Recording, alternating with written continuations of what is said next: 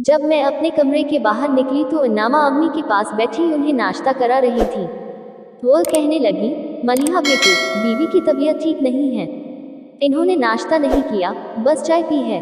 मैं जल्दी से अम्मी के कमरे में गई। वो कल से कमजोर लग रही थी, पेट में दर्द भी बता रही थी।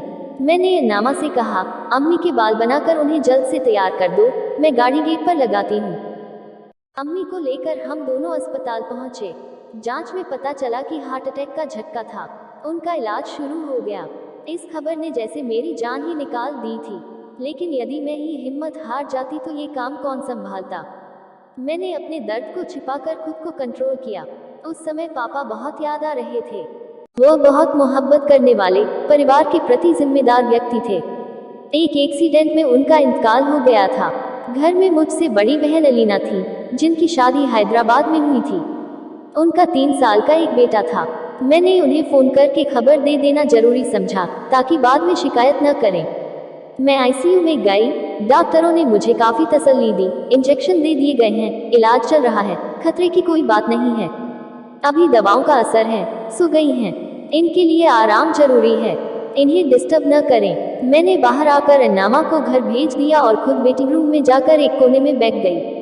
वेटिंग रूम काफी खाली था। सोफे पर आराम से बैठकर मैंने अलीना बाजी को फोन मिलाया। मेरी आवाज सुनकर उन्होंने रूखे अंदाज में सलाम का जवाब दिया। मैंने अपने गम समेटते हुए आंसू पीकर अम्मी के बारे में बताया तो सुनकर वह परेशान हो गई। फिर कहा, मैं जल्द पहुंचने की कोशिश करती हूँ। मुझे तसल्ली का एक शब्द कहे बिना उन्होंने फोन कट कर दिया। मेरे दिल को झटका सा लगा। अलीना मेरी वही बहन थी जो मुझे बेइंतहा प्यार करती थी। मेरी जरा सी उदासी पर दुनिया के जतन कर डालती थी। इतनी चाहत, इतनी मोहब्बत के बाद इतनी बेरुखी। मेरी आंखें आंसुओं से भर आईं। पापा की मौत के थोड़े दिनों बाद ही मुझ पर कयामत सी टूट पड़ी थी। पापा ने बहुत देखभाल कर मेरी शादी एक अच्छे खानदान में करवाई थी। शादी हुई भी खूब शानदार थी। बड़े अरमानों से ससुराल गई। मैंने एमबीए किया था और एक अच्छी कंपनी में जॉब कर रही थी। जॉब के बारे में शादी के पहले ही बात हो गई थी। उन्हें मेरे जॉब पर कोई ऐतराज नहीं था। ससुराल वाले मिडिल क्लास के थे। उनकी 2 बेटियां थीं, जिनकी शादी होनी थी, इसलिए नौकरी वाली बहू का अच्छा स्वागत हुआ। मेरी सास अच्छे मिजाज की थी और मुझसे काफी अच्छा व्यवहार करती थी। कभी भी नादिर की बातों में कॉम्प्लेक्स झलकता था। आखिर 2-3 महीने के बाद उनका असली रंग खुलकर सामने आ गया। उनके दिल में नैने शक पनपने लगे। नादिर को लगता कि मैं उससे बेवफाई कर रही हूँ। जरा सी बात पर नाराज हो जाता, झगड़ना शुरू कर देता। इसे मैं उसका कॉम्प्लेक्स समझकर टालती रहती, निभाती रही। लेकिन एक दिन तो हद ही हो गई। उसने मुझे मेरे बॉस के साथ एक मीटिंग में जाते देख लिया। शाम को घर लौटी तो हंगामा खड़ा कर दिया। मुझ पर बेवफाई व बदकिरदारी का इल्जाम लगाकर गंदे गंदे ताने मारे। कई लोगों के साथ मेरे ताल्लुक जोड़ दिए। ऐसे वाहियात इल्जाम सुनकर मैं गुस्से से पागल हो गई। आखिर मैंने एक फैसला कर लिया कि यहाँ की इस बेइज्जती से जुदाई बेहतर है। मैंने सख्त लहजे में कहा, नादिर, अगर आपका रवैया इतना तौहीन वाला रहा तो फिर मेरा आपके साथ रहना मुश्किल है। आपको अपने लगाए बेहुदा इल्जामों की सच्चाई साबित करनी पड़ेगी। एक पाक दामन औरत पर आप ऐसे इल्जाम नहीं लगा सकते। मम्मी पापा ने भी समझाने की कोशिश की, लेकिन वह गुस्से से उफनते हुए बोला, मुझे कुछ साबित करने की जरूरत नहीं है, सब जानता हूँ मैं। तुम जैसी आवारा औरतों को घर में नहीं रखा जा सकता। मुझे बदचलन औरतों से नफरत है। मैं खुद ऐसी औरत के साथ नहीं रह सकता। मैं तुझे तलाक देता हूँ। तलाक, तलाक, तलाक। और कुछ पलों में ही सब कुछ खत्म हो गया। मैं अम्मी के पास आ गई। सुनकर उन पर तो जैसे आसमान टूट पड़ा। मेरे चरित्र पर चोट पड़ी थी, मुझ पर लांछन लगाए गए थे। मैंने धीरे धीरे खुद को संभाल लिया, क्योंकि मैं कसूरवार नहीं थी। यह मेरी इज्जत और अस्मिता की लड़ाई थी। 20-25 दिन की छुट्टी करने के बाद मैंने जॉब पर जाना शुरू कर दिया। मैं संभल तो गई, पर खामोशी व उदासी मेरे साथी बन गए। अम्मी मेरा बेहद ख्याल रखती थी। अलीना आपी भी आ गईं। हर तरह से मुझे ढांढ ढस बंधाती। वो काफी दिन रुकी। जिंदगी अपने रूटीन से गुजरने लगी। अलीना आपी ने इस विपत्ति से निकलने में बड़ी मदद की। मैं काफी हद तक सामान्य हो गई थी। उस दिन छुट्टी थी। अम्मी ने 2 पुराने गाव तकिए निकाले और कहा, ये तकिए काफी सख्त हो गए हैं, इनमें नई रुई भर देते हैं। मैंने पुरानी रुई निकालकर नीचे डाल दी। फिर मैंने और अलीना आपी ने रुई तख्त पर रखी।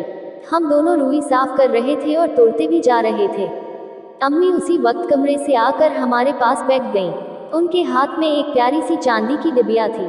अम्मी ने खोल कर दिखाए, उसमें बेपनाह खूबसूरत एक जोड़ी जड़ाव कर्णफूल थे। उन पर बड़ी खूबसूरती से पन्ना और रूबी जड़े हुए थे।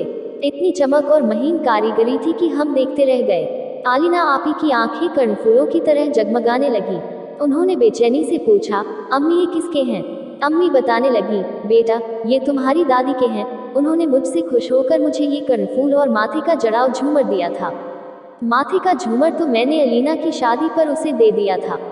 अब ये कर्णफूल हैं, इन्हें मैं मलिहा को देना चाहती हूँ। दादी की यादगार निशानियां तुम दोनों बहनों के पास रहेंगी, ठीक है ना? अलीना आपी के चेहरे का रंग एकदम फीका पड़ गया। उन्हें जेवरों का शौक जुनून की हद तक था, खास करके एंटी ज्वेलरी की तो जैसे वह दीवानी थी। वह थोड़े गुस्से से कहने लगी, अम्मी आपने ज्यादती की, खूबसूरत और बेमिसाल चीज आपने मलिहा के लिए रख दी। मैं बड़ी हूँ, आपको कर्णफूल मुझे देने चाहिए थे। ये आपने मेरे साथ ज्यादती की है। अम्मी ने समझाया, बेटी तुम बड़ी हो इसलिए तुम्हें कुंदन का सेट अलग से दिया था, साथ में दादी का झूमर और सोने का एक सेट भी दिया था, जबकि मलिहा को मैंने सोने का एक ही सेट दिया था। इसके अलावा एक हैदराबादी मोती का सेट था, उसे मैंने कर्णफूल भी उस वक्त नहीं दिए थे, अब दे रही हूँ। तुम खुद सोचकर बताओ कि क्या गलत किया मैंने। अलीना आपी अपनी ही बात कहती रही। अम्मी के बहुत समझाने पर कहने लगी, अच्छा मैं दादी वाला झूमर मलिहा को दे दूंगी, तब आप ये कर्णफूल मुझे दे दीजिएगा। मैं अगली बार आऊंगी तो झूमर लेकर आऊंगी और कर्णफूल ले जाऊंगी। अम्मी ने बेबसी से मेरी तरफ देखा। मेरे सामने अजीब दो राह था, बहन की मोहब्बत या कर्णफूल। मैंने दिल की बात मानकर कहा, ठीक है आपी, अगली बार झूमर मुझे दे देना और आप ये कर्णफूल ले जाना। अम्मी को यह बात पसंद नहीं आई, पर क्या करती, चुप रही। अभी ये बातें चल ही रही थी कि घंटी बजी। अम्मी ने जल्दी से कर्णफूल और डिबिया तकिए के नीचे रख दी। पड़ोस की आंटी कश्मीरी सूट वाले को लेकर आई थी। सब सूट व शाल वगैरह देखने लगे। हमने 2-3 सूट लिए। उनके जाने के बाद अम्मी ने कर्णफूल वाली चांदी की डिबिया निकाल कर देते हुए कहा, जाओ मलिहा, इसे संभाल कर अलमारी में रख दो। मैं डिबिया रख कर आई। उसके बाद हमने जल्दी जल्दी तकिए के गिलाफ में रुई भर दी, फिर उन्हें सिलकर तैयार किया और कवर चढ़ा दिए। 3-4 दिनों बाद अलीना आपी चली गईं। जाते जाते वह मुझे याद करा गई, मलिहा अगली बार मैं कर्णफूल लेकर जाऊंगी, भूलना मत। दिन अपने अंदाज में गुजर रहे थे।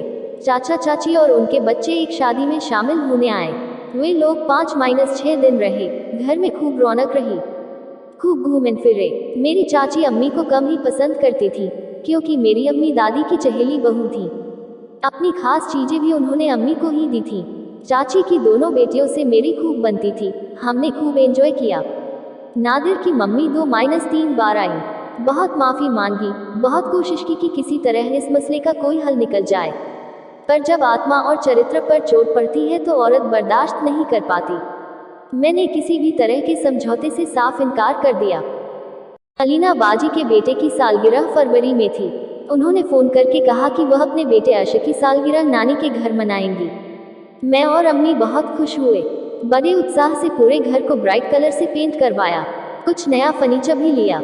एक हफ्ते बाद अलीना आपी अपने शौहर समर के साथ आ गईं। घर के डेकोरेशन को देखकर वह बहुत खुश हुई।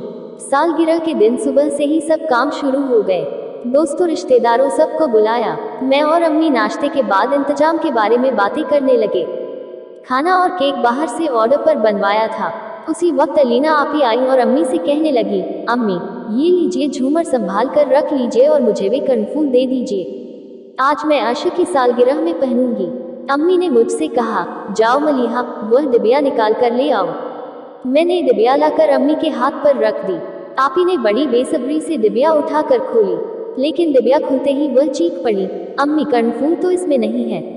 अम्मी ने झपट कर डिबिया उनके हाथ से ले ली। वाकई डिबिया खाली थी। अम्मी एकदम हैरान सी रह गईं।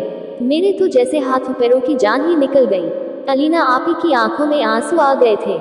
उन्होंने मुझे शक भरी नजरों से देखा तो मुझे लगा कि काश धरती फट जाए और मैं उसमें समा जाऊं। अलीना आपी गुस्से में जाकर अपने कमरे में लेट गईं। मैंने और अम्मी ने अलमारी का कोना कोना छान मारा, पर कहीं भी कर्णफूल नहीं मिले। अजब पहेली थी। मैंने अपने हाथ से डिबिया अलमारी में रखी थी, उसके बाद कभी निकाली भी नहीं थी। फिर कर्णफूल कहाँ गए? Yeah.